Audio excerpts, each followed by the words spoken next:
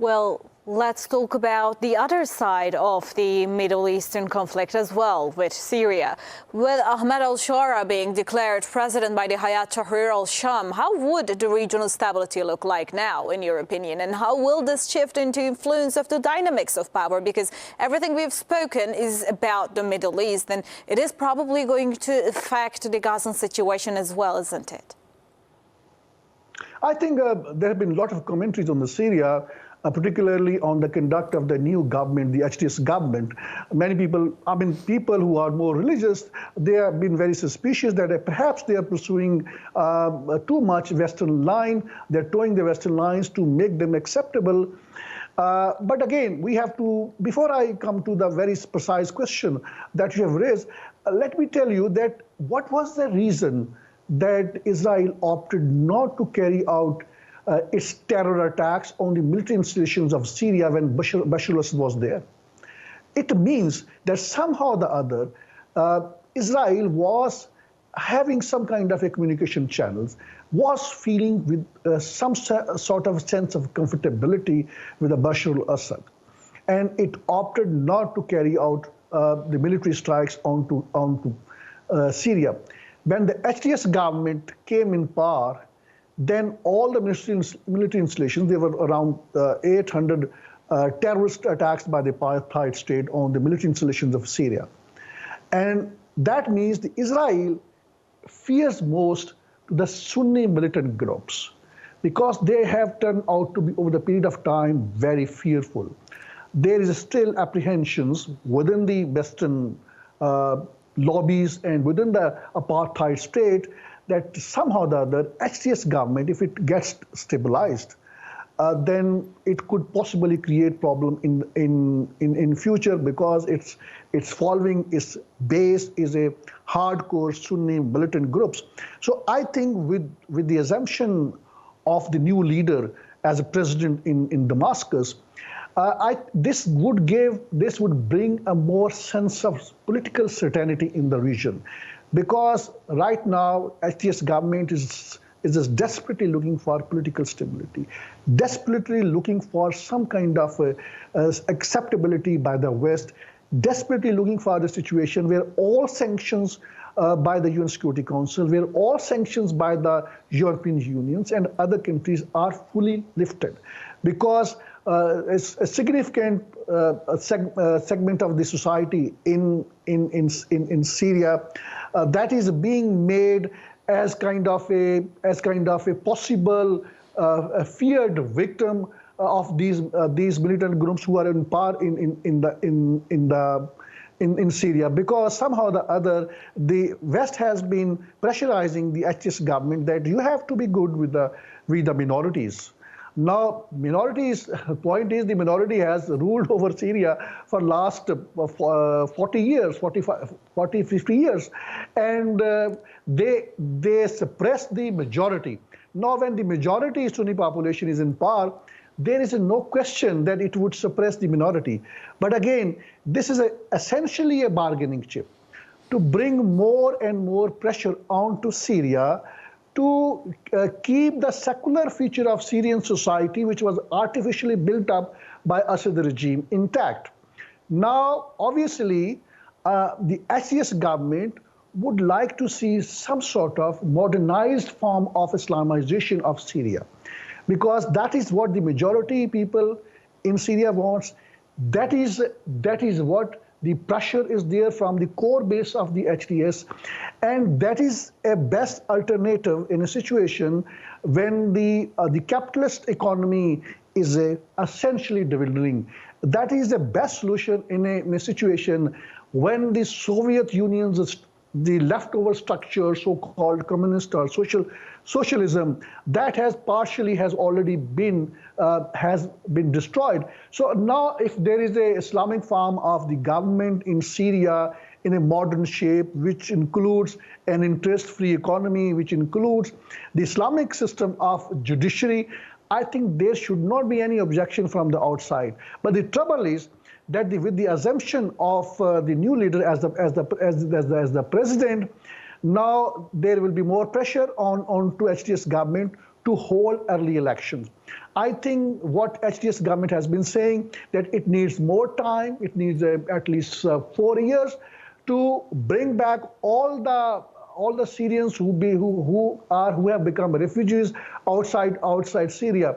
They need to be brought back, and then they need to create infrastructure, physical infrastructure. They need to count people. They need to basically start off some kind of a census where they can count the people, who's who and where he's there. And then there are also political challenges where terrorist groups are there who've been carrying out attacks against the Turkey, which is a close ally of Damascus now. So I think the new government also needs to handle that kind of situation. So I think, again, going by what West has been saying right from the day one, I think if HTS government follows the Western pressure too much, I think it will backfire. Well, about the situation, also let's talk on the Hamas-Fatah restarting the talks in 2024, because this is yet another significant situation that we should highlight. Yet significant uncertainty over governance in the Palestinian territories continues. What are the prospects for Palestinian unity, in your opinion, and how could this affect negotiations with Israel moving forward? Well, I think for Israel, basically the issue is not the Fatah government or Hamas.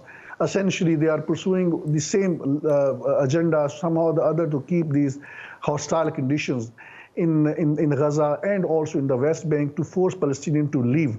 Now, nonetheless, there have been negotiations in the past year where Hamas was clearly willingly, they wanted that the other groups like Fatah, Islamic Jihad, all their leaders, they put their heads together, and they, by and large, they were very much close to form a government which is like a coalition government where all Palestinian groups and the leaders are together. But again, the challenge, yes, it is there that within the ranks and files of the Palestinian political groups, there's a lack of unity. The jihadi groups have long accused that Fatah government, so-called Palestinian Authority, that it has been hobnobbing with Israel. I mean, dozens of the people, I mean, more than a dozen, I would say, they have been killed, none other than by the Palestinian Authority in the occupied West Bank. And that's why it has been the Palestinian government, so-called authority, it has been at the heart of the allegation that behind the scene, it's pursuing the apartheid state Israel's agenda in the West Bank. Nonetheless, Israel is not willing to accept even Fatah government in Gaza right now. That is what the Americans want. That is what the Europeans want, that let the Fatah government, which is known to be thoroughly incompetent and thoroughly corrupt, led by an aging leader, that will it be able to run Gaza? That is the most unlikely scenario. Hamas has proven militarily, politically, socially, in terms of every aspect of the governance, that they are the best to govern Gaza.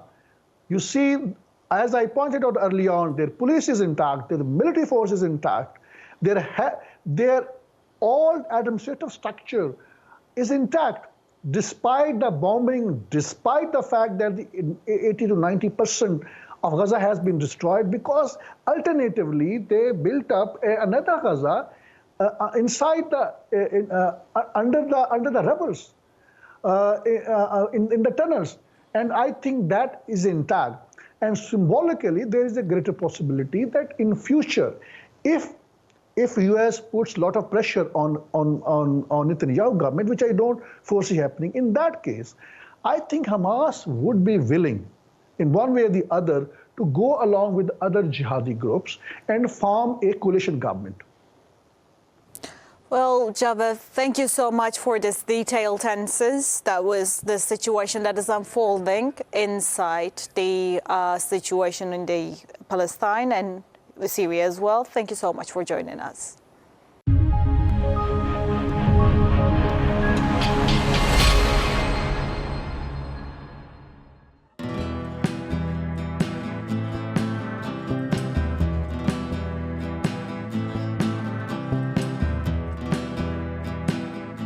growing tide of anti-Israel sentiments. What you see behind me is just tip of the iceberg of what is happening in the country.